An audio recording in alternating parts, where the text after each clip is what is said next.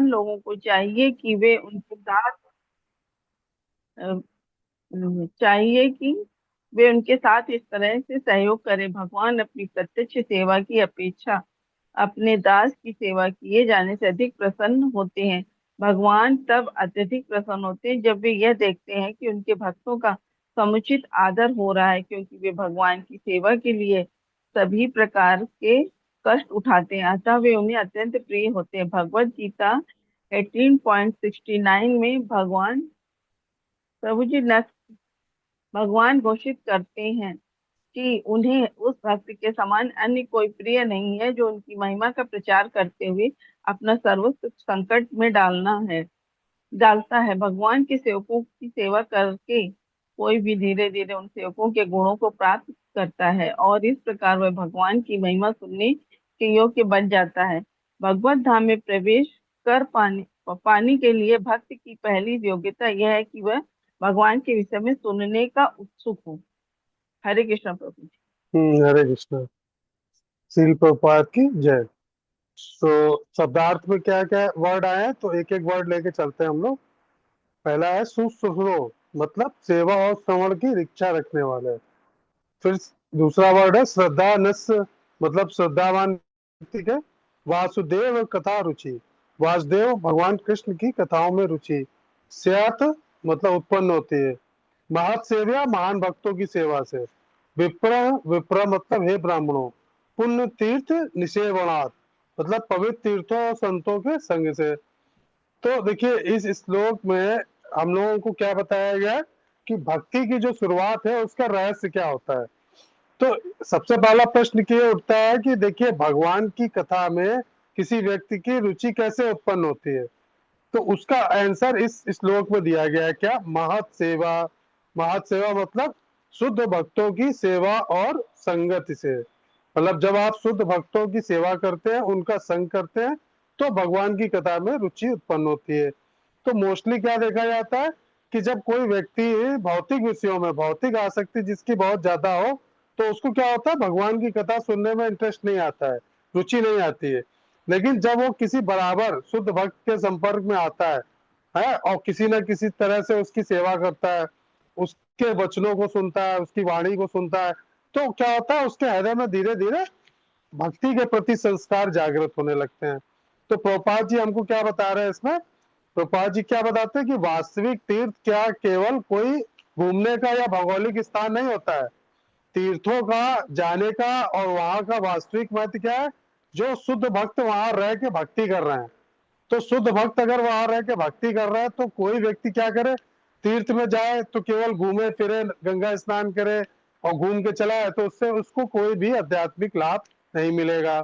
जब तक वह वहां पे जो रहने वाले संत हैं और जो भक्त वहां रह रहे हैं उनका संग करे और उनकी किसी न किसी माध्यम से सेवा करे, उनकी वाणी को सुने, है ना, तब उसके हृदय में कृष्ण भावना मत का बीज अंकुरित हो जाता है। क्योंकि भक्ति के जो चरण होते हैं, भक्ति जब आप स्टार्ट करते हो तो उसकी स्टेजेस होती हैं। तो उसकी स्टेज की पहली सीढ़ी क्या है? साधु संग, भक्तों का संग। भक्तों का संग के बाद सेकंड स्टेज महत सेवा। महत सेवा जब करोगे फिर उससे श्रद्धा उत्पन्न होगी। जब श्रद्धा आएगी तभी आपके अंदर कृष्ण कथा में रुचि आएगी, और जब कृष्ण कथा में रुचि लेना शुरू करोगे तभी आपकी भक्ति में प्रगति होगी। तो जैसे कोई लोहे का टुकड़ा, उसको बराबर हाई टेम्परेचर में आग में रखो, तो क्या होता है, वो धीरे धीरे इतना गर्म हो जाएगा, इतना गर्म हो जाएगा कि उसके अंदर अग्नि के समान गुण आ जाएंगे। मतलब वो गर्म होने के बाद उसमें आग जलने लगेगी उसके अंदर। वैसे क्या होता है, हम जब शुद्ध भक्तों के संग रहेंगे तो हमारा हृदय धीरे धीरे भक्तिमय वातावरण में रहने से आध्यात्मिक हो जाएगा। यदि आप सुगंधित फूलों की दुकान में कुछ समय के लिए जाएं या किसी इत्र की दुकान में जाएं, तो क्या होता है, वहां थोड़ी देर आप खड़े रहते हैं तो आपके हाथों में, आपके वस्त्रों में धीरे धीरे आपके शरीर से खुशबू आने लगती है। जब आप वहां से निकल के कहीं जाओगे तो लोग पूछेंगे कहाँ से आ रहे हो, बड़ा महक रहे हो। तो इसी प्रकार क्या होता है, संतों का संग हमारे जीवन में भक्ति की सुगंध भर देता है ना। तो यही चीज हमको इस श्लोक में बताई जा रही है। क्या बताया जा रहा है कि एक तो आप शुद्ध भक्तों का और साधुओं का संग करें, फिर भक्तों की सेवा को अपने जीवन का सौभाग्य समझें, नियमित रूप से श्रीमद् भागवत और भगवत गीता का श्रवण करना चाहिए। और तीर्थ यात्रा करें तो वहां जाके कुछ समय रुके और संतों का संग अवश्य प्राप्त करें और श्रद्धा के साथ हरे कृष्ण महामंत्र करें। तो प्रभुपाद जी हमको बता रहे हैं कि ये श्लोक जो है भक्ति मार्ग की क्रमिक उन्नति जो होती है, जिसको हम लोग भक्ति लता बीज बोलते हैं, है ना, जो हमको गोलोक तक लेके जाती है, उसका ये मैप है ये श्लोक। क्योंकि कोई भी व्यक्ति सीधे भगवान का प्रेमी नहीं हो जाएगा, भगवान का भक्त नहीं हो जाएगा, जब तक वो भौतिक जगत पे जो शुद्ध भक्त है उनकी सेवा और बार बार तीर्थों में जाके भ्रमण, तीर्थों में स्नान और तीर्थों में वास, जब ये बराबर कंटिन्यू करता है तो उसके अंदर धीरे धीरे आध्यात्मिक भाव जाग जाता है। देखिए कोई व्यक्ति चाहे जितना भी बड़ा अधार्मिक हो, लेकिन आपने देखा होगा अगर वो वृंदावन चला जाता है ना, या कहीं ऐसी अच्छी जगह पवित्र जगह चला जाता है, तो वहां के माहौल में देखिए वैसे अनुकूल हो जाता है। उसी प्रकार जैसे कोई नास्तिक व्यक्ति अगर मंदिर दिख जाता है, वहां पे अगर भगवान की आरती हो रही हो और कीर्तन हो रहा हो, तो उसके हृदय में कुछ समय के लिए भक्ति का भाव देखिए जागृत हो जाता है।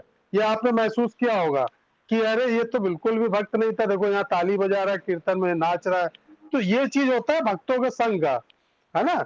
तो ये चीज देखिए, इसमें 3 पॉइंट हम लोगों को बहुत इंपॉर्टेंट बताया। पहला महत सेव्या, मतलब भक्तों, जिसका भक्त भी वो होना चाहिए जो पूरी तरह से भगवान की भक्ति में लगा हो, है ना। तो वो भक्त अगर होगा तो वो आपको भी चेंज कर देगा, आपकी लाइफ को भी। तो वो जब आपका संग करे, आप उसका संग करोगे, उसकी कृपा से धीरे धीरे हमारे भौतिक विकार, काम, क्रोध, सब ये सब दूर होने लगते हैं। तो यही भक्ति लता बीज इसी को बोला जाता है कि भक्तों की संगति और सेवा वो बीज है जिस इसी से भक्ति लता का अंकुर फूटता है, जो हमको धीरे धीरे ऊपर की तरफ लेके जाता है। तो तीर्थाटन करने का मतलब नहीं कि आप वहां गए, अरे कहाँ गए, हरिद्वार गए, भाई 2 डुबकी लगाई चले जाए वहां से। वहां जाओ, वहां जो संत हैं उनका किसी माध्यम से सेवा करो, वहां रहो, कथा सुनो, 7 दिन तक रुको, भागवत कथा सुनो। तो कथा में रुचि जागृत होने के लिए 2 गुण जब तक नहीं है तो रुचि आपकी जागृत नहीं होगी। वो 2 चीजें इसमें श्लोक में बताई क्या, सुश्रो और श्रद्धानस। केवल कान से सुनना ही काफी नहीं होता है, आपके अंदर भीतर से सत्य को जानने की जिज्ञासा भी होनी चाहिए। फिर जो आपने सुना उस पर आपकी श्रद्धा होनी चाहिए, उस पर आपको पूर्ण निष्ठा होनी चाहिए। अगर आपके मन में संशय है कि अरे पंडित जी ये कथा सुना रहे, पता नहीं क्या आप काल्पनिक है क्या ये, या पौराणिक है, हो सकता सही हो ना सही हो, तो संशय अगर मन में आ गया तो आपको भगवान की कथा का फल नहीं मिलेगा। तो जब 2 योग्यताएं आप अपने अंदर लेके आओगे, यानी वासुदेव कथा रुचि जब प्राप्त हो जाएगी जीवन में, तो आपको क्या होगा, भक्ति में रस आने लगेगा, भक्ति करने में आपको आनंद आने लगेगा, और फिर आपकी धीरे धीरे वहीं से प्रोग्रेस चालू होगी। हरे कृष्णा। अब इसके बाद 17वां श्लोक कौन पढ़ेगा? जी प्रभु जी, हरे कृष्णा। जी पढ़िए माता जी। श्रुतां स कथा कृष्णा पुण्य सर्व कीर्तना हृदयस्थो भद्राणि विदुनोति सताम्। प्रत्येक हृदय में परमात्मा स्वरूप स्थित तथा सत्यनिष्ठ भक्तों के हितकारी भगवान श्री कृष्ण उस भक्त के हृदय से भौतिक भोग की इच्छा को हटाते हैं, जिसने उनकी कथाओं को सुनने में रुचि उत्पन्न कर ली है, क्योंकि ये कथाएं ठीक से सुनने तथा कहने पर अत्यंत पुण्यप्रद है। तात्पर्य श्री प्रभुपाद द्वारा। श्री प्रभुपाद जी की जय। भगवान श्री कृष्ण की कथाएं उनसे अभिन्न है, अतएव जब भी अपराध रहित होकर भगवान के बारे में श्रवण तथा उनका गुणगान किया जाता है, तो ये समझना चाहिए कि वहां पर भगवान श्री कृष्ण दिव्य शब्द के रूप में उपस्थित है, जो साक्षात भगवान के समान ही शक्तिमान है। श्री चैतन्य महाप्रभु अपने शिक्षाष्टकम में स्पष्ट रूप से घोषित करते हैं कि भगवान के पवित्र नाम में भगवान की सारी शक्तियां निहित हैं, और उन्होंने अपने असंख्य नामों को वही शक्ति प्रदान की है। इसके लिए कोई समय अवधि निश्चित नहीं है, तो कोई भी व्यक्ति अपनी सुविधा के अनुसार ध्यान पूर्वक तथा आदर पूर्वक पवित्र नाम का जप कर सकता है। भगवान हम पर इतने दयालु हैं कि वे हमारे समक्ष दिव्य शब्द के रूप में साक्षात उपस्थित हो सकते हैं, किंतु दुर्भाग्यवश हम में भगवान के नाम और उनकी लीलाओं को सुनने तथा उनके महिमा गान करने प्रभु जी के प्रति कोई रुचि नहीं है। हम पहले ही पवित्र शब्द के श्रवण तथा कीर्तन के प्रति रुचि उत्पन्न करने के विषय में बता चुके हैं। इसे भगवान के शुद्ध भक्त की सेवा करके प्राप्त किया जा सकता है।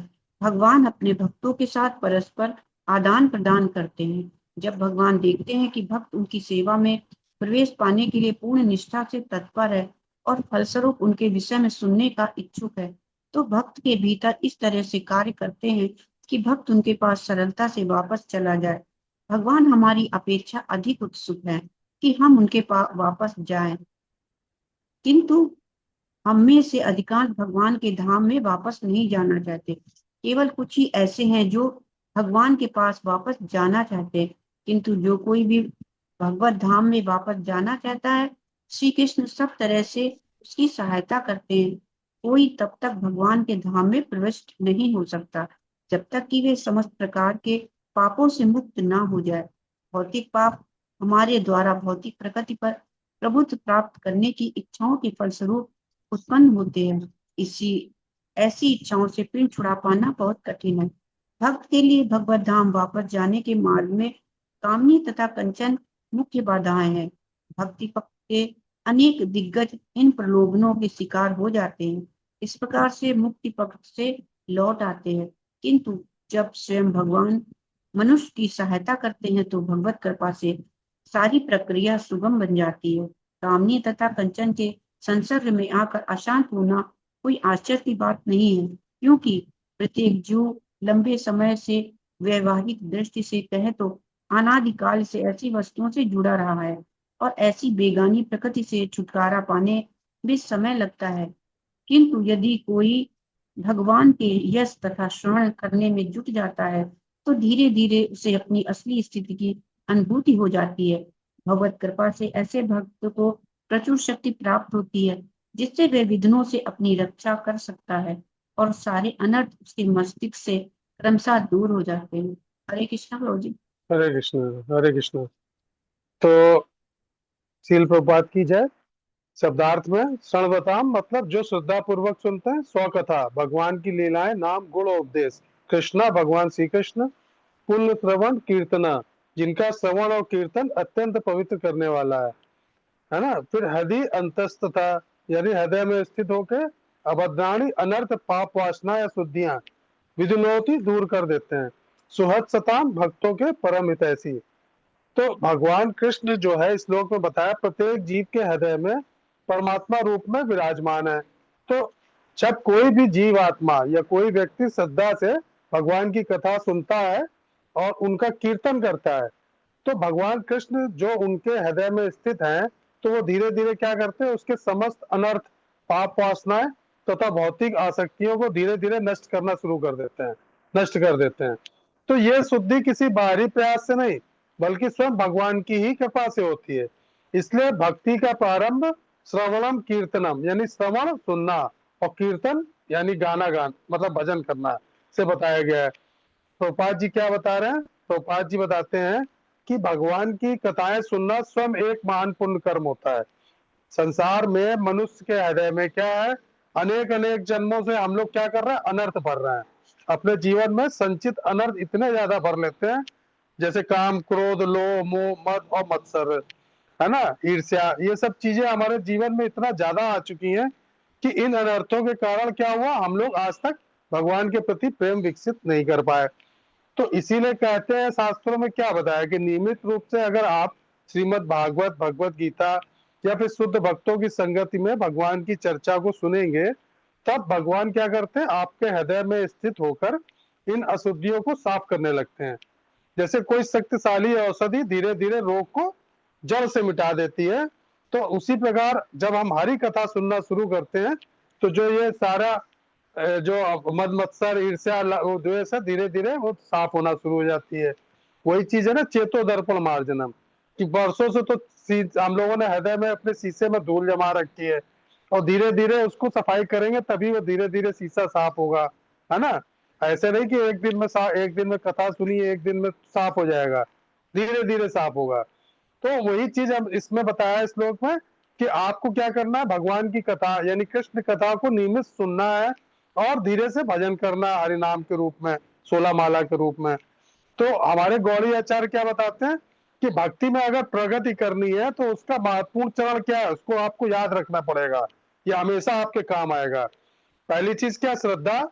श्रद्धा से क्या होगा? साधु संग आएगा, साधु संग से भजन क्रिया होगी, और जब भजन क्रिया करेंगे तब धीरे धीरे आपकी अनर्थ निवृत्ति होगी। तो ये स्टेज होती है, एक दिन में नहीं आप सीधे साफ कर लोगे अपने अनर्थ। तो आपको पहले श्रद्धा विकसित करनी पड़ेगी भगवान में, भगवान के भक्तों में और भगवान की कथा में। वो कैसे होगी? साधु संग फिर आपके जीवन में आएगा। फिर वो आप साधु संग करोगे तो फिर धीरे धीरे आप हरिनाम भी करोगे, भजन करोगे, तब धीरे धीरे भगवान आपके अनर्थ काटना शुरू कर देंगे। तो आपका काम क्या है? आपका काम केवल क्या है? श्रद्धा पूर्वक कथा सुनना और भगवान का भजन करना, कीर्तन करना। तो वो कैसे होगा? प्रतिदिन भगवत गीता, भागवत का श्रवण करिए, नियमित रूप से हरिनाम संकीर्तन करिए, शुद्ध भक्तों की संगति ग्रहण करिए, है ना। तब जब शुद्ध भक्तों की संगति ग्रहण करेंगे उसके लिए आपको धैर्य रखना पड़ेगा। तब हृदय की आपके शुद्धि शुरू हो जाएगी। तब जब धीरे धीरे आपको लगे कि अब मेरे अंदर किसी के प्रति ईर्ष्या नहीं है, कोई द्वेष नहीं है, कोई क्रोध, गुस्सा आना हमारा कम हो गया है, तो ये सब चीजें क्या है, हमारे धीरे धीरे हृदय से जब जाएंगी तो भगवान की कृपा आप समझो कि आपके जीवन में आ रही है। ये हमको विश्वास रखना है, क्योंकि भगवान क्या है, भक्तों के परम हितैषी हैं। जो भी भक्त, उनका जो भी व्यक्ति श्रद्धा से उनकी कथा सुन रहा है, कीर्तन कर रहा है, तो भगवान तो आपके हृदय में बैठे हो, तो देख ही रहे हैं कि तुम सही में सुन रहे हो, सही में वास्तविक में भक्ति करना चाहते हो। फिर वो आपको क्या करेंगे? आपके अनर्थों से दूर करके भक्ति की तरफ लेके जाएंगे। तो वही चीज हमको इस श्लोक में सीखनी है ना। चलिए फिर अगला श्लोक का 18वां। हरे कृष्णा प्रभु। 18वां कौन पढ़ेगा? हरे कृष्णा। हरे कृष्णा जी, पढ़िए माता। नष्टि प्रायेषु अभद्रेषु नित्यं भागवत सेवया भगवती उत्तम श्लोके भक्ति भवति नष्ट की। भागवत की कक्षाओं में नियमित उपस्थित रहने तथा शुद्ध भक्त की सेवा करने से हृदय के सारे दुख लगभग पूर्णतः विनष्ट हो जाते हैं और उन पूर्ण श्लोक भगवान में अटल प्रेमा भक्ति स्थापित हो जाती है, जिनकी प्रशंसा दिव्य गीतों से की जाती है। तात्पर्य श्रील प्रभुपाद के द्वारा श्रील प्रभुपाद की जय। यहाँ पर हृदय से उन अमंगलकारी वस्तुओं को निकालने का उपचार दिया गया है जो आत्म साक्षात्कार के पथ पर अवरोध रूप है। यह उपचार है भागवतों की संगत करना। भागवत दो प्रकार के होते हैं, एक तो ग्रंथ भागवत और दूसरे भक्त भागवत। ये दोनों ही भागवत कारगर और औषधियां हैं और इनमें से कोई एक या दोनों ही अवरोधों को हटाने वाले हैं। भक्त भागवत ग्रंथ भागवत के ही समान है, क्योंकि भक्त भागवत ग्रंथ भागवत के अनुसार ही जीवन यापन करता है और ग्रंथ भागवत तो भगवान तथा उनके शुद्ध भक्तों अर्थात भागवतों के ज्ञान से पूर्ण है। ही भागवत ग्रंथ तथा भागवत व्यक्ति अभिन्न है। भक्त भागवत भगवान का प्रत्यक्ष प्रतिनिधि है, अतः भक्त भागवत भक्त को प्रसन्न करने से ग्रंथ भागवत ग्रंथ का लाभ उठाया जा सकता है।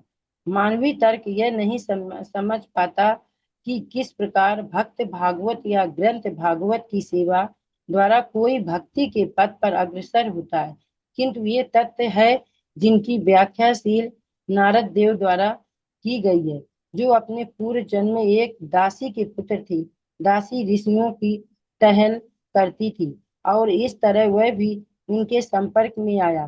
केवल उनके संपर्क से तथा उनका जूठन खाकर यह दासी पुत्र शील नारद देव नामक महान भक्त तथा एक महान व्यक्तित्व बन सका। भागवतों की संगत के ऐसे चमत्कारी प्रभाव होते हैं। इन प्रभावों को व्यवहारिक रूप से समझने के लिए यह ध्यान देना आवश्यक है कि भागवतों की ऐसी निष्कलुष संगत से दिव्य ज्ञान अवश्य में बड़ी आसानी से प्राप्त होगा, जिससे मनुष्य भगवान की भक्ति में सेवा में स्थिर हो जाता है। वह भागवतों के मार्गदर्शन में भक्ति में जितनी भी प्रगति करता है, उतना ही भगवान की दिव्य प्रेममय सेवा में स्थिर होता जाता है। अतः ग्रंथ भागवत की कथाओं को भक्त भागवत से ही प्राप्त करना जरूरी है और इस प्रकार इन दोनों भागवतों के संयोग से नवदीक्षित भक्त की प्रगट होती रहेगी। हरे कृष्णा प्रभु। हरे कृष्णा।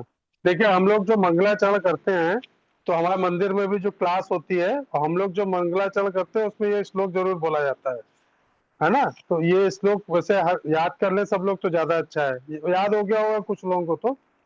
तो नष्ट प्रायेषु अभद्रेषु, जब बढ़ते की अधिकांश अशुद्धियां लगभग नष्ट हो जाती हैं, नित्यम नियमित रूप से भागवत से या भागवत की सेवा द्वारा, अर्थात ग्रंथ भागवत, श्रीमद् भागवत और भक्त भागवत, दोनों भागवत यानी शुद्ध भक्त, दोनों की सेवा के द्वारा, भगवती उत्तम श्लोक है भगवान श्री कृष्ण में, जिनकी महिमा श्रेष्ठ श्लोकों द्वारा गाई जाती है। भक्तिर भक्ति भगवती उत्पन्न होती, नष्ट की दृढ़ अटल और अविचल, है ना। तो जो इसमें अर्थ बता रहे हैं, तो ये बताया गया कि जब कोई व्यक्ति नियमित रूप से श्रीमद् भागवत का श्रवण करता है और शुद्ध भक्तों की सेवा और संगति करता है, तब उसके हृदय की अधिकांश अशुद्धियां दूर हो जाती हैं। परिणाम स्वरूप भगवान कृष्ण के प्रति उसकी भक्ति दृढ़ और अटल हो जाती है। फिर वह परिस्थितियों से विचलित नहीं होता और भक्ति में स्थिर रहता है। तो इसमें देखिए तात्पर्य में प्रभुपाद जी क्या बता रहे हैं। पिछले श्लोक में क्या बताया था कि भगवान हमारे हृदय के अनर्थों को स्वयं दूर करते हैं जब वो देखते हैं कि हम भक्ति में प्रगति कर रहे हैं। तो प्रभुपाद जी बता रहे भागवत सेवा का मतलब यहाँ पे क्या है, उसके दो अर्थ अभी तात्पर्य में बताया उन्होंने। ग्रंथ भागवत की सेवा मतलब श्रीमद् भागवत का नियमित अध्ययन और श्रवण करना। दूसरा भक्त भागवत की सेवा यानी शुद्ध भक्तों की संगति और सेवा। कोई भी वरिष्ठ हमारे भक्त हैं, हमारे गुरु महाराज हैं, है ना, जो आचार्य हैं हमारे, उनका अगर हमको संग मिल जाए तो हमें उनकी सेवा छोड़नी नहीं चाहिए। जितना हो सके पॉसिबल हो हमको उनकी सेवा का मौका जरूर ढूंढना चाहिए। तो जब हम इन दोनों की सेवा करते हैं तो हमारे हृदय की अशुद्धियां धीरे धीरे दूर हो जाती हैं और भक्ति क्या होती है हमारे जीवन में स्थायी और दृढ़ रहती है। क्यों? क्योंकि देखिए हमारे जीवन में जब तक अनर्थ रहेंगे, है ना, काम क्रोध लोभ मोह ईर्ष्या मद मत्सर, तो क्या होगा, हमारी भक्ति में हमको आगे नहीं बढ़ने देंगे। उतार चढ़ाव आते रहेंगे, हमको रजोगुण तमोगुण की तरफ खींचेंगे। कभी हम भक्ति में बहुत उत्साह दिखाएंगे, कभी क्या होगा अत्यंत निराश हो जाएंगे भक्ति में। लेकिन जब ये अनर्थ काफी हद तक समाप्त हो जाएंगे तब हमारे जीवन में क्या आएगी, भक्ति में निष्ठा यानी स्थिरता आती है। अब देखिए रूप गोस्वामी ने आपको क्या बताया भक्ति का विकास करने के लिए, तो उसमें जो क्रम बताया गया उपदेशामृत में, तो पहला क्या बताया, श्रद्धा, फिर दूसरा बताया था साधु संग, तीसरा बताया था भजन क्रिया, फिर हम लोग चौथे तक थे पिछले श्लोक में अनर्थ निवृत्ति तक देखा था। फिर जब अनर्थ निवृत्ति हमारे जीवन से समाप्त होगी फिर क्या होगा, निष्ठा आएगी हमारे जीवन में। निष्ठा जब आ जाएगी तब नाम में रुचि रुचि उत्पन्न होगी हमारे जीवन में, कथा में, भगवान के नाम में। और जब रुचि उत्पन्न होगी तो हमारी भौतिक जगत से आसक्ति यानी अगली स्टेज क्या, आसक्ति, भौतिक जगत से आसक्ति घटेगी, भगवान में आसक्ति बढ़ेगी हमारी। फिर उससे क्या होगा, भाव दशा में पहुंच जाएंगे। और आखिरी दशा क्या है इनकी, प्रेम। तो जब हम लोग श्रद्धा से प्रेम तक का सफर तय करते हैं ना, तो प्रेम वाली स्टेज पे कौन थी, गोपियां थी वृंदावन की, है ना। तो हमें वो वाली स्टेज तक पहुंचना है। तो जैसे देखिए किसी पौधे के आसपास क्या होता है, घास फूस और खरपतवार लग जाती है तो उसकी ग्रोथ रुक जाती है। जब आप उसको हटा दोगे तो पौधा क्या होगा, बहुत तेजी से बढ़ता है। तो वही उसी प्रकार से जब हमारे हृदय से क्या होगा, काम क्रोध लोभ ये सारे अनर्थ जो है भगवान की कृपा से हट जाएंगे तो हमारी भक्ति और तेजी से मजबूत हो जाएगी। जैसे कहीं हवा चल रही है और दीपक जल रहा हो, तो उससे बचाने के लिए अगर उस पर कांच का गिलास रख दो तो उसकी लौ क्या होगी, स्थिर हो जाएगी, हिलना बंद हो जाएगी। वैसे हमारे जीवन में अनर्थ कम हो जाएंगे तो हमारी भक्ति भी स्थिर हो जाएगी, फिर डगमगाएगी नहीं।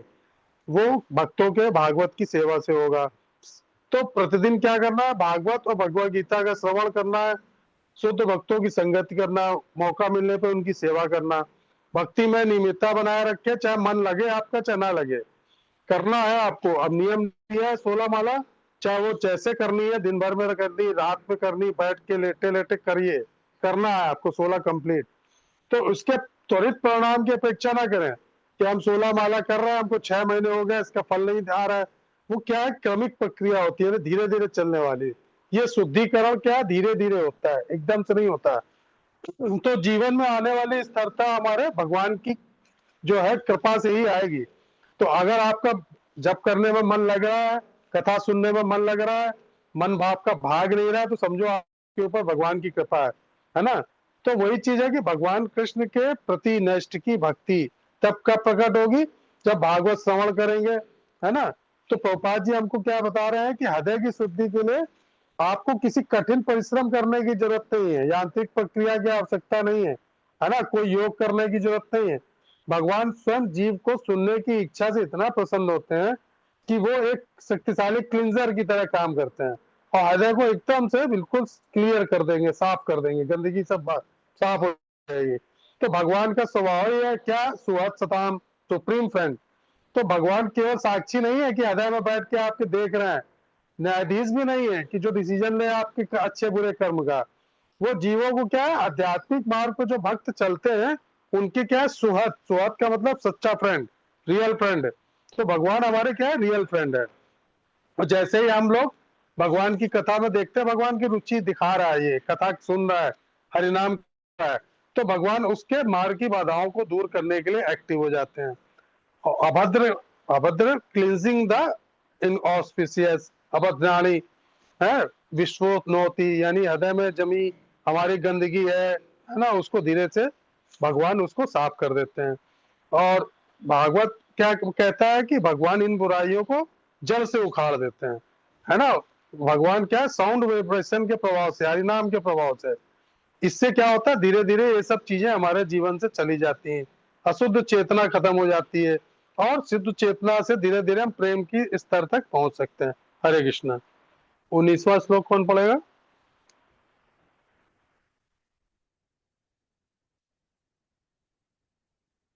कोई पढ़ेगा?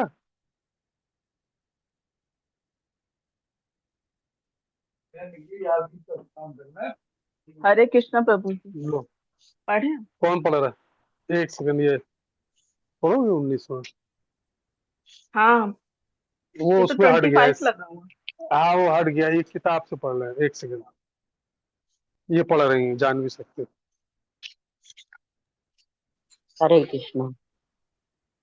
तदा रजतमः भावा कामलोभ आदय च ये चेत एते अनाविद्धम स्थितम सत्वे प्रसीदति। ज्यों ही हृदय में अटल प्रेमा भक्ति स्थापित हो जाती है, प्रकृति के रजोगुण तमोगुण के प्रभाव जैसे काम, इच्छा, लोभ हृदय से लुप्त हो जाते हैं। तब भक्त सत्वगुण में स्थित होकर परम सुखी हो जाता है। तात्पर्य श्री प्रभुपाद जी के द्वारा, अपनी सामान्य संवैधानिक स्थिति में जीव आध्यात्मिक आनंद में पूर्ण रूप से तुष्ट रहता है। ये स्थिति ब्रह्मभूत या आत्मानंदी अर्थात आत्मतुष्टि की स्थिति कहलाती है। यह आत्मतुष्टि किसी निष्क्रिय मूर्ख की तुष्टि जैसी नहीं होती। निष्क्रिय मूर्ख अज्ञान अवस्था में रहता है, किंतु आत्मतुष्ट आत्मनंदी इस भौतिक जगत से परे होता है। सिद्धि की यह अवस्था अटल भक्ति में स्थित होते ही प्राप्त हो जाती है। भक्ति में सेवा कोई निष्क्रियता नहीं, अपितु आत्मा की अनन्य सक्रियता है। आत्मा की यह सक्रियता पदार्थ के संसर्ग से अपमिश्रित दूषित हो जाती है। फलतः काम, इच्छा, लोभ, निष्क्रियता, मूर्खता, निंद्रा के रूप में रुग्ण कार्यकलापों का उदय होता है। भक्ति में सेवा का प्रभाव रजोगुण तथा तमोगुण के इस प्रभाव के पूर्ण निराकरण होने पर प्रकट होता है। तब भक्त तुरंत ही सत्वगुण में स्थित हो जाता है और वह उन्नति करता हुआ वासुदेव के पद या शुद्ध सत्व के पद की ओर उठने को अग्रसर होता है। केवल इस शुद्ध सत्व की अवस्था में कोई व्यक्ति भगवान के शुद्ध प्रेम के कारण अपने समक्ष कृष्ण को सदा देख सकता है। भक्त सदैव शुद्ध सत्व में रहता है, अतः वह किसी को हानि नहीं पहुंचाता, किंतु एक अभक्त चाहे कितना भी शिक्षित क्यों न हो सदैव हानिप्रद होता है। किंतु भक्त न तो मूर्ख होता न रजोगुणी। हानि पहुंचाने वाले मूर्ख तथा रजोगुणी व्यक्ति भगवत भक्त नहीं बन सकते, भले ही वे अपने बाहरी वेश से अपने आप को भक्त क्यों न प्रदर्शित करें। भक्त में सदैव ईश्वर के सद्गुण पाए जाते हैं। इन गुणों की मात्रा भले ही भिन्न हो, किंतु पूर्णता की दृष्टि से भक्त और भगवान एक समान होते हैं। हरे कृष्ण। हरे कृष्णा। तो देखिए इसमें बताया है, तदा, तदा का मतलब तब, है ना। और अर्थात मतलब निष्ठा युक्त भक्ति प्राप्त होने पर। रजा तमा भावा, रजो और तमो गुण के प्रभाव। काम लोभ आदय, काम लोभ आदि विकार, चेता हृदय चित्त, एते अनाविद्यम, इनसे विदीर्ण या विचलित न होने वाला। स्थितम सत्व, शुद्ध सत्व गुण में स्थित है। प्रसिद्धति मतलब प्रसन्न और शांत हो जाता है। तो इसका अर्थ क्या हुआ कि जब साधक नियमित भागवत सेवा द्वारा निष्ठा की अवस्था को प्राप्त कर लेता है, तब क्या होता है, उसके हृदय से रजो और तमो गुण के प्रभाव काफी हद तक समाप्त हो जाते हैं। काम क्रोध लोभ ईर्ष्या आदि विकार उसको विचलित नहीं कर पाते, और उसका चित्त शुद्ध सत्व में स्थित होकर अत्यंत शांत निर्मल और प्रसन्न हो जाता है। तो प्रभुपाद जी तात्पर्य में हमको क्या बता रहे हैं कि भौतिक संसार में जीव क्या, हम लोग तीन गुणों से बंधे रहे हुए हैं, है ना, सतो रजो और तमो गुण के। तो जितने भी प्रकार के जीव हैं वो इन तीन गुणों के अधीन होकर पूरा जीवन अपना व्यतीत कर देते हैं।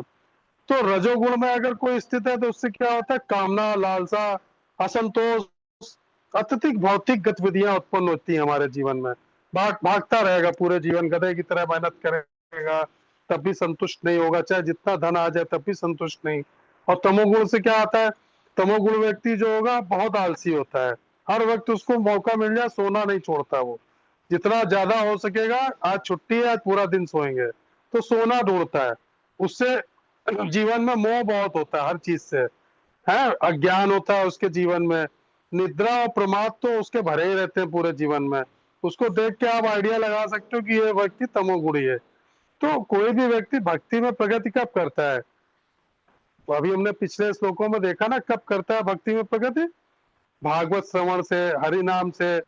तब वो क्या धीरे धीरे क्या होगा, रजोगुण और तमोगुण के प्रभाव से धीरे धीरे ऊपर उठने लगेगा, और उसके हृदय में भौतिक इच्छाओं का प्रभाव कम हो जाएगा, है ना। तो आध्यात्मिक जीवन में उसको आनंद आने लगेगा। तब उसको ये समझना चाहिए कि हमारा जो है धीरे धीरे सतोगुण की तरफ प्रोग्रेस हो रही है। तो ये जो जीवन में प्रसन्नता आती है ना, हमारे खुशी जो मिलती है, वो किसी भौतिक उपलब्धि से नहीं प्राप्त होती है। जब आप भगवान का संग करोगे, है ना, भगवान के हरि नाम करोगे, भगवान के भक्तों का संग करोगे, तो उससे आपको जितनी खुशी होगी उतनी आपको किसी चीज से नहीं मिलेगी। तो ये श्लोक में हमको क्या बताया कि निष्ठा तक पहुंचने के बाद फिर क्या होता है, साधक की प्रोग्रेस होने लगती है, जो स्टेजेस बताई। और वो कब होता है, जब अनर्थ कम हो जाते हैं। तब काम की जगह सेवा भाव आ जाएगा जीवन में, लोभ की जगह कृष्ण प्राप्ति की जिज्ञासा और लालसा उत्पन्न होगी, और क्रोध की जगह ले लेगा क्या, करुणा। तो ईर्ष्या की जगह वैष्णव के प्रति सम्मान, मतलब काम लोभ क्रोध मोह ईर्ष्या ये सब खत्म होके इसकी जगह भगवान के जो गुण है भक्ति के वो आने लगते हैं जीवन में। तब हमें समझना चाहिए कि सतोगुण यानी वासुदेव को पाने की अवस्था की ओर हम धीरे धीरे बढ़ रहे हैं, जब हमको भगवान का ज्ञान स्पष्ट रूप से प्रकट हो जाता है। जैसे किसी झील में पानी और कीचड़ भरा हुआ है, तो उसमें आपको अपना चेहरा या प्रतिबिंब किसी चीज का नहीं दिखाई देगा। और जब कीचड़ नीचे बैठ जाए और पानी ऊपर का साफ हो जाएगा, मिट्टी बैठ जाएगी, तब आप देखोगे तो उसमें सब साफ दिखाई देगा। उसी प्रकार क्या हम लोग काम क्रोध लोभ अज्ञान, जब तक हमारे हृदय में कीचड़ भरे हुए हैं ना, तो हमारे जीवन में आप सोच लो भक्ति नहीं आ सकती कभी। जब तक आपका, भगवान कहते हैं ना, मुझे छल छिद्र ना भावा, निर्मल हृदय मुझे भावा, है ना। भगवान कह रहे हैं क्लियर कि जो जिस व्यक्ति का हृदय निर्मल है वही मुझे अच्छा लगता है, छल कपट और प्रपंच वाला व्यक्ति मुझे अच्छा नहीं लगता है। उससे कैसे बच सकते हैं हम, प्रतिदिन हरिनाम 16 माला जप कीर्तन, है ना, भगवान का कीर्तन, श्रीमद् भागवत का नियमित श्रवण, भगवत गीता का नियमित श्रवण, काम क्रोध लोभ के उदय पर निरीक्षण करिए अपने। सात्विक जीवन शैली अपनानी पड़ेगी उसके लिए। क्यों, क्योंकि उसके लिए प्रतिदिन भक्तों का संग करना पड़ेगा। जब करोगे आप भक्तों का संग तो सात्विक जीवन शैली आ ही जाएगी। तमोगुणी खाना बंद करना पड़ेगा जो हमारे मन को दूषित करे, है ना। तो इसीलिए तो प्याज लहसुन मना किया जाता है वैष्णव को खाने के लिए, क्योंकि वो क्या है, तामसिक में आता है, उससे मन के विचार अशुद्ध होते हैं, है ना। भक्त और संगति गुणों को प्रभावित करती है, हम लोगों को सब पता है।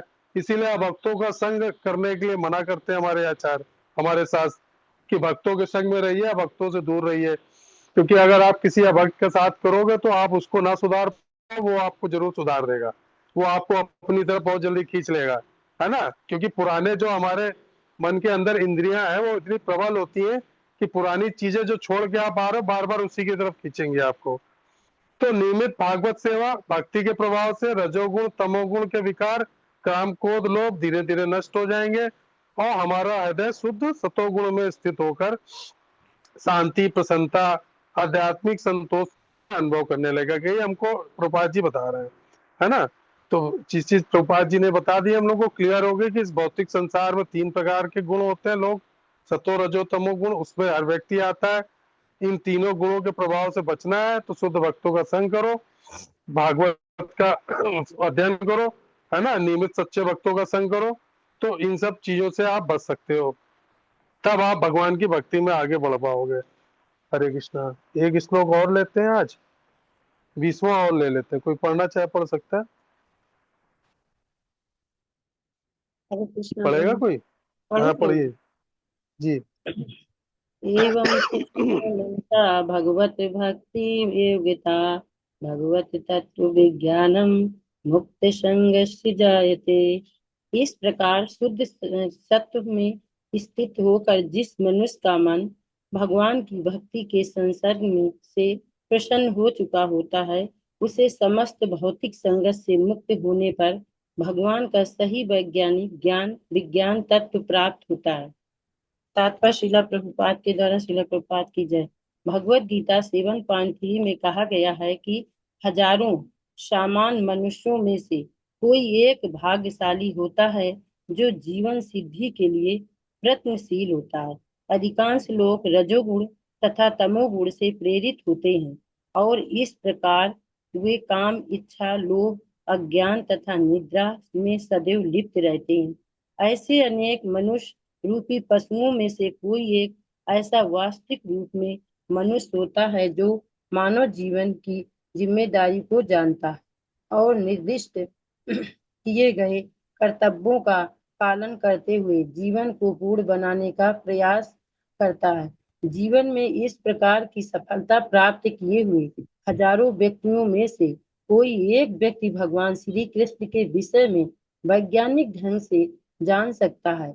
भगवत गीता में 18.55 में भी कहा गया है कि श्री कृष्ण के विज्ञान को केवल भक्ति योग की प्रक्रिया के द्वारा जाना जा सकता है।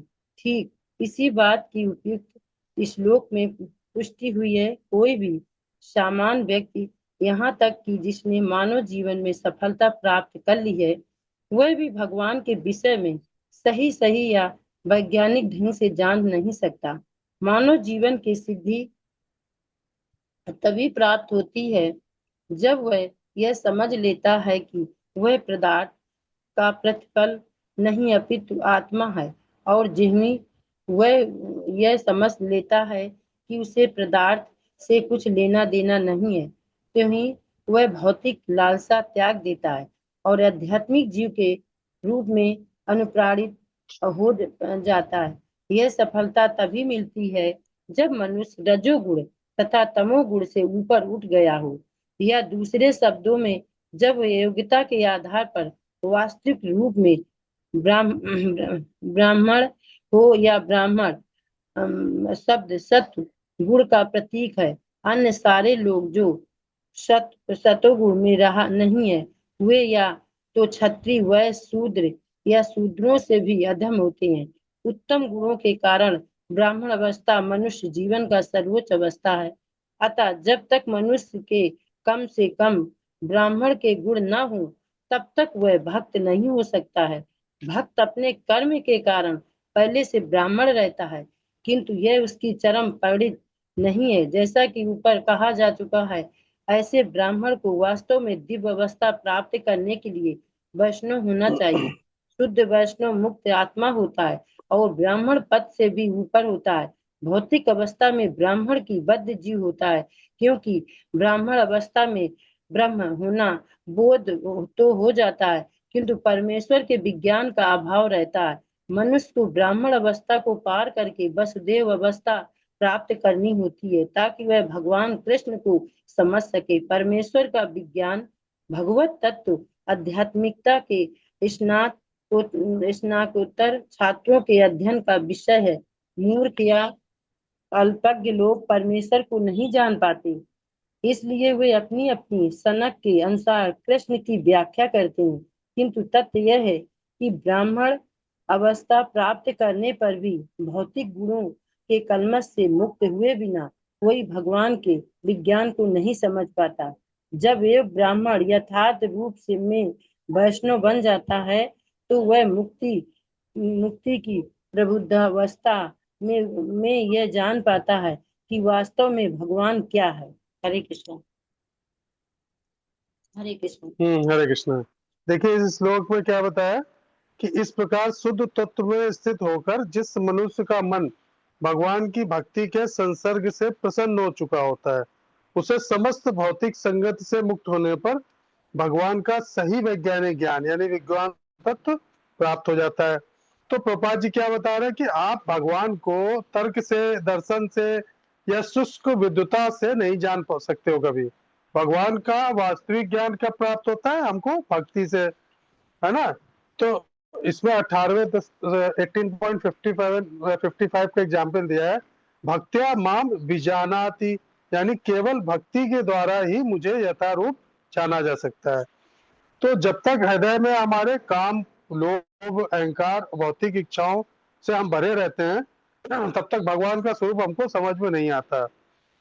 लेकिन जब हम क्या करने लगते हैं जीवन में, भागवत श्रवण, हरि नाम, भक्तों की संगति, इससे क्या होता है, हमारा हृदय शुद्ध होता है और भगवान स्वयं अपने को भक्त के हृदय में प्रकट कर लेते हैं।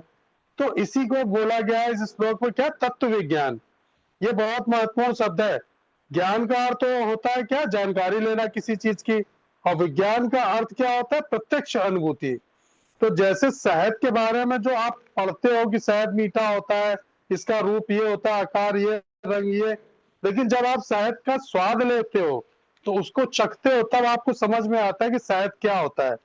इसको बोलते हैं विज्ञान, है ना। तो जानकारी लेना वो ज्ञान है, लेकिन उस ज्ञान को सही ढंग से प्रैक्टिकल रूप में जब समझोगे वो विज्ञान है।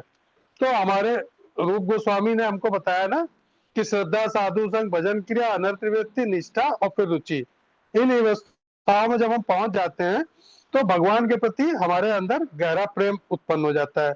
और भगवान केवल एक दार्शनिक सिद्धांत नहीं रहते हैं, बल्कि हम उनको एक जीवंत आध्यात्मिक सत्य के रूप में, उनकी हमारे जीवन में अनुभूति होने लगती है। हमको हमको महसूस होने लगेगा कि हमारे जीवन में भगवान आ चुके हैं। बहुत सी ऐसी घटनाएं घटेंगी जीवन में कि आपको अनुभूति करा के जाएंगे भगवान। तो ये ज्ञान मन की कल्पना नहीं है, बल्कि भगवान की कृपा से प्राप्त अनुभूति है। अब जैसे मान लीजिए कि कोई बच्चा है, उसने हिमालय के बारे में तो बहुत सी पुस्तकें पढ़ ली कि हिमालय की हाइट कितनी है, हिमालय में क्या है, उसकी कहाँ तक विस्तार है, उसका भौगोलिक ज्ञान तो ले लिया। लेकिन जो व्यक्ति वास्तव में हिमालय में रहा हो, वहां गया हो, उसकी ठंडी हवा महसूस की हो, वहां का माइनस टेम्परेचर महसूस किया, वहां की गुफाएं, पर्वतों को देखा, फिर लौट के आया, तो उसके पास क्या है, उसके पास विज्ञान है, यानी उसको अनुभव है कि हिमालय कैसा होता है। तो इसी प्रकार से क्या है, हम लोग खाली किताबों में भगवान के बारे में पढ़ लें तो क्या पर्याप्त हो गया क्या, कि भगवान ने वृंदावन में ये लीला की, द्वारका में ये लीला की, कुरुक्षेत्र में ये लीला करी, सब पढ़ लिया, बहुत पर्याप्त है क्या? भक्ति नहीं करोगे तो भगवान का अनुभव नहीं होगा आपको कभी जीवन में। तो भागवत तत्व विज्ञान है, इसीलिए बोला जाता है। तो देखिए 17वें श्लोक में हमको क्या बताया कि भगवान क्या करते हैं, भक्ति करने पर हृदय की अशुद्धियां दूर करते हैं, काम, क्रोध, लोभ, मोह, मत्सर। 18वें में क्या बताया कि भक्ति करेंगे तो हमारे जीवन में निष्ठा आएगी, है ना, भक्ति के प्रति। 19वें श्लोक में क्या पढ़ा हमने कि रजो और तमोगुण का प्रभाव हमारे जीवन से समाप्त होने लगेगा। कब? जब हम भागवत का पठन और भगवत गीता का अध्ययन, 16 माला जप, सब भक्तों का संग करते हैं तो क्या होता है, हम सतोगुण की तरफ बढ़ने लगते हैं। और 20वें श्लोक में क्या बता रहे हैं, भगवान का वास्तविक ज्ञान तब हमारे हृदय में प्रकट हो जाता है। तो ये सब 17, 18, 19, 20 जो हमने पढ़े, सब क्रमशः एक के बाद एक स्टेजेस हैं भक्ति में आगे बढ़ने की। तो भक्ति की प्रगति आप इन्हीं श्लोकों को पढ़ते रहिए, आपको समझ में आ जाएगा। तो क्या चीज इसमें हमने देखा, क्या जानकारी एकत्र करने की जगह आप भक्ति का अभ्यास करिए। जानकारी आपने इकट्ठा करी, अच्छी बात है, आपको पता है, उसको प्रैक्टिकल तो लेके आओ, तो नियमित हरिनाम जप करना पड़ेगा आपको, नियमित भागवत श्रवण करना पड़ेगा, है ना। और भौतिक आसक्तियों को कम करने का प्रयास करो, भौतिक लोगों का संग कम करो, तब धीरे धीरे शुद्ध भक्तों का संग करोगे, आप संगति करोगे तो आपके अंदर भगवान के भक्ति के प्रति भाव आएगा। और भगवान को समझने के लिए हमें जीवन में क्या होना चाहिए, विनम्रता होनी चाहिए, सेवा भाव होना चाहिए। तो भक्ति योग करना पड़ेगा, उसके उसी से हमारा हृदय क्या होगा, प्रसन्न, निर्मल और भौतिक आसक्तियों से मुक्त हो जाएगा और हमारे अंदर भगवान का तत्व विज्ञान प्रकट हो जाएगा। ये चीज है ना। तो प्रभुपाद जी ने हमको इसमें बिल्कुल क्लियर समझाया कि आप भगवान को केवल कल्पना के माध्यम से या मानसिक दर्शन से कभी नहीं जान सकते। आपको भक्ति योग के द्वारा हृदय के भौतिक विकारों को मुक्त करना होगा, तब भगवान स्वयं कृपा करके अपना विज्ञान अनुभव सहित आपके हृदय में प्रकट कर देंगे। मुक्त संग से, है ना। तो संसार के प्रति आपकी आसक्ति खत्म हो जाएगी, धन की हो, नाम की हो, परिवार की हो, सब खत्म हो जाएगी, क्योंकि चेतना पूरी तरह से स्वतंत्र नहीं होगी तब तक भगवान से नहीं जुड़ेगी।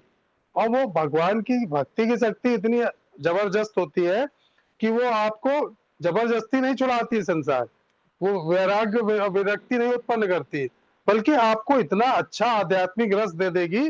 भक्ति करोगे तो आपको वैसे ही आनंद आने लगेगा। जब आप रोज रेगुलर मंदिर जाओ या संडे संडे जाओ तो फिर आपको संडे को मॉल में या इधर उधर घूमना बेकार लगने लगेगा, समय की बर्बादी लगेगा, रेस्टोरेंट हो उसमें मॉल में जाना है, फिर नहीं मजा आएगा आपको। फिर आपको ये लगेगा अरे बहुत दिन हो गए, चलो मंदिर चलते हैं। तो वो अंदर से एक अच्छी सी इच्छा उत्पन्न हो जाती है। तो आपको संगति के हिसाब से चलना पड़ेगा।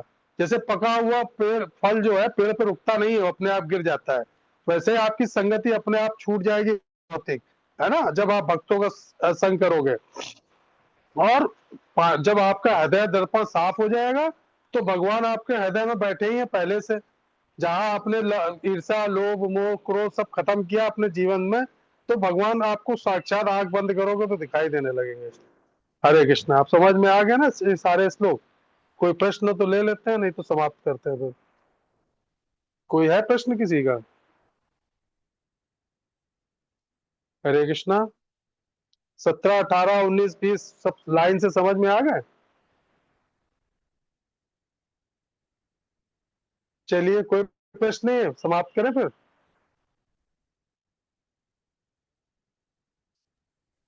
हरे कृष्णा। हरे कृष्णा प्रभु जी। हरे कृष्णा प्रभु जी, हरे हरे कृष्णा। कृष्णा मधुर। हरे हरे कृष्ण। कृष्णा। हरे कृष्णा। सब लोग तैयारी कर रहे हैं जगन्नाथ यात्रा की? जी कलेक्शन हो रहा हाँ, है कपड़ों का? चल रही तैयारी, चल रही प्रभु जी। तो आप लोग उसमें डालते रहिए, जो जो रसीद कट रही है तो आप जगन्नाथ यात्रा वाले ग्रुप में डाल दिया करिए फोटो खींच के, है ना। हाँ जी प्रभु जी। तो प्रभु जी ने कहा है उसको डालने के लिए, इसलिए कोई भी रसीद कटे, चाहे 201 की हो, 501 की, उससे मतलब नहीं। ये आप सोचो अच्छा। कि सब लोग 1100 की डाल रहे, 500 की, तो कोई भी 251 की भी हो तो डाल सकते हो। देखिए, प्रयास हाँ देखते हैं भगवान, है ना। भगवान हाँ ये नहीं देखते कि आप क्या कर रहे हो, भगवान सिर्फ ये देखते हैं कि ये भक्त मेरा क्या मेरे लिए प्रयास कर रहा है ना। जी और धीरे धीरे से बूंद बूंद से घड़ा भरता है। तो जब छोटा छोटा कलेक्शन होता है ना, उसी से धीरे धीरे बड़ा अमाउंट तैयार होता है लास्ट में। जी सही अब हम बात। लोगों के पास टाइम बहुत कम बचा है ना, तो 15 दिन भी नहीं रहेगा तैयारी करने में। अब हम लोग तो अपने स्तर पे लगे हुए हैं तैयारी में, तो आप लोग भी करो सहयोग। जो कोई दान देना चाहे, कोई, है ना, घी दे रहा है, रिफाइंड दे रहा है, कुछ भी दे रहा है, उसको मना ना करो। जरूरी जी नहीं कि नगद दे। अगर कोई कहता है कि हम इतने लीटर दूध देंगे, इतने लीटर ये देंगे, तो आप ले लो, उससे हाँ कर दो, कह दो ठीक है आप दे दीजिए, जो आपकी श्रद्धा हो। ठीक है। चलिए, सब लोग प्रयास करिए, जगन्नाथ जी कृपा करें सबके ऊपर। जय जगन्नाथ।